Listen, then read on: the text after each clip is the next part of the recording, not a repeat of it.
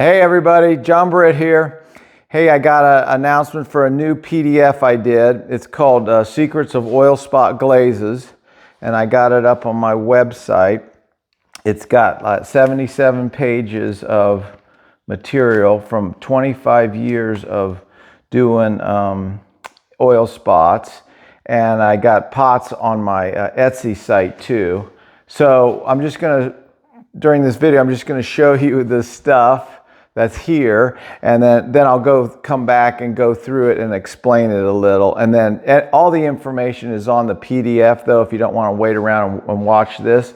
But we'll probably go fairly slow to show you some stuff. These are all types of oil spots. Some are just one glaze, some are multiple glazes overlapping. And then like in here I have a bunch of tiles with different effects, and then I have a bunch of firing cycles. So I did them in gas at cone 11 to 13, and I did electric cone 11 or 10 or 11, and then I have a section in there of cone 6 oil spots. And then I have another little added bonus section which is called spotted glazes. So they're not technically oil spots, but they still make spotting. And so I put those in there. Those are cone 5. So all this is pretty accessible. Iron is very easy to get and pretty reliable. And so then another thing that I put in the PDF is I did refiring. So I would fire it, and then I would refire it, and it would change the colors of things. So let me just go through and show you some of this. This is like the cover photo here. This is the main recipe, SG12, with a white cover, so it bubbles through there and makes that effect. Then I have ones in there. Well, this was a fantastic one where I put a glaze over that, and then the oil spot, and then it'll make this really cool pattern. And it's refired to create that. Let's see, I've got another one here. This is a nice one. It's really like silvery. So it bubbles. I put two types of oil spots together and they bubble, and then I'll fire them twice or so. Here's another one. Some are in oxidation, and then I reduce at the end, and then that creates different effects. So all of this is really dependent on the firing. Here's one where it may have gone from, let's see, like an oil spot one like this. It might have looked like this at first.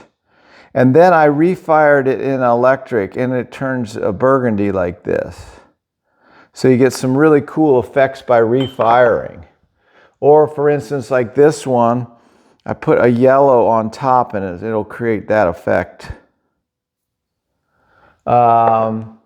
Here, actually, this one is, I'm trying to find one that it's similar to because it's so distinctly different from what the original was. The original might have been like this. The original is this is in a gas firing. I call them O1 or O2. And then this was in one called O4. It's heavy reduction cooling. So it's the same glaze, but two different cycles. So that's what the cool thing about this is, you know, you can get really nice patterns and stuff, but the refiring will changes everything around. Sometimes, you know, this was just black. Let me show you the one. It was black, sort of like this, before I put it in another cycle, and then it turned silvery like this. And then I would list all the cycles, and I have those in the PDF. Here's another case of that. Like these were this was refired in cone 6 after the firing. So it starts like this. Or here's a nice, you know, really, you can get big spots or little spots. I don't know if you can see in there, but you can get different size spots by the thickness of the glaze. And then like these, I would just, this was one that was also refired. Just really, really nice spotting effects. And this has probably just got rutile in it. it turns it sort of yellowy when you refire. And then you get, sometimes you get small spots, or you just never know what you're going to get on these. It's really dependent on application and really dependent on the firing. And then I've got some of these gold oil spots where it'll turn silvery or gold through the spotting. Those are nice. This one's very nice. It might be hard to see in the video, but it's a very nice silvery spotting there. Let's see what else we got here. So many types of, that's why I put all these out, so you could see the variety. Like, that's just beautiful oil spotting there, really delicate.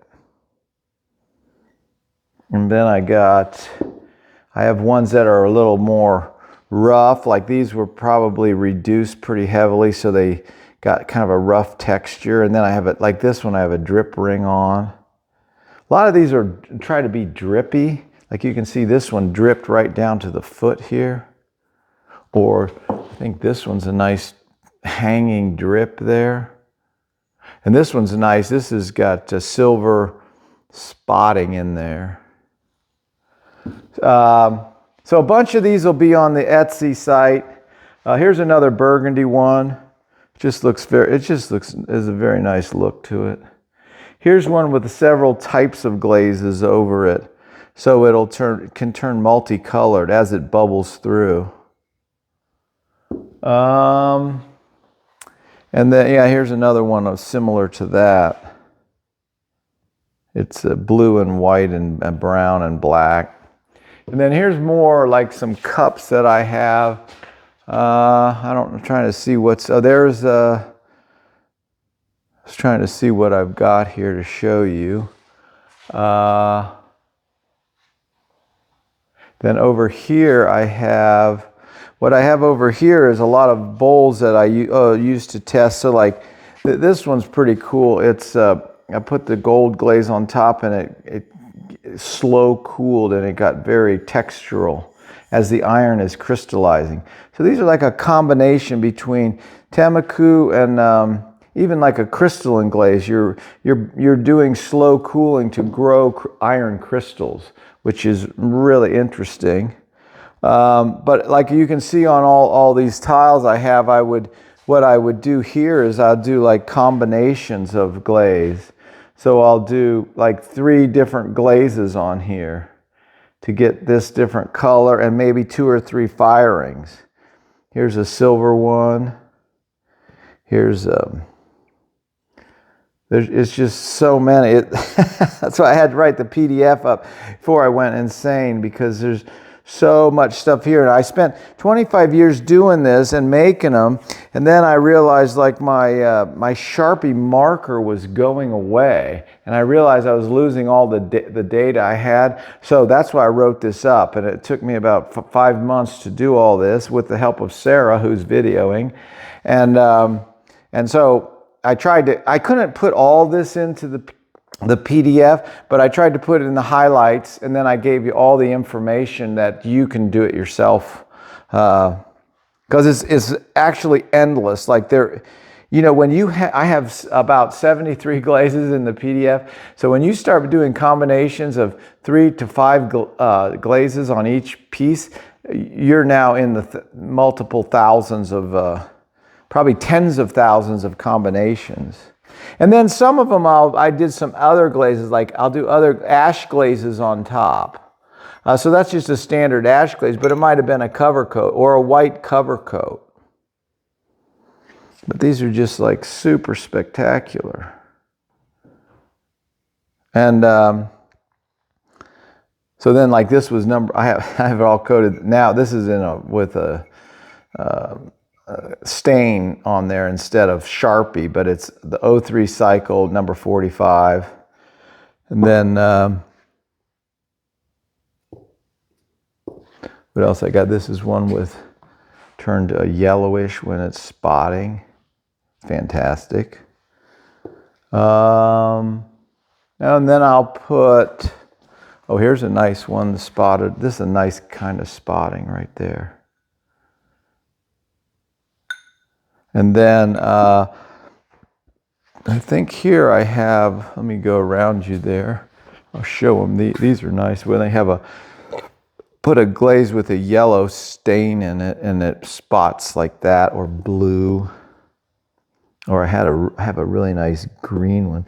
These two are the same glaze, but I refired this one, changed the tone. When you refire it, you're kind of going through the glaze melt again, but stopping it, so it changes the iron color.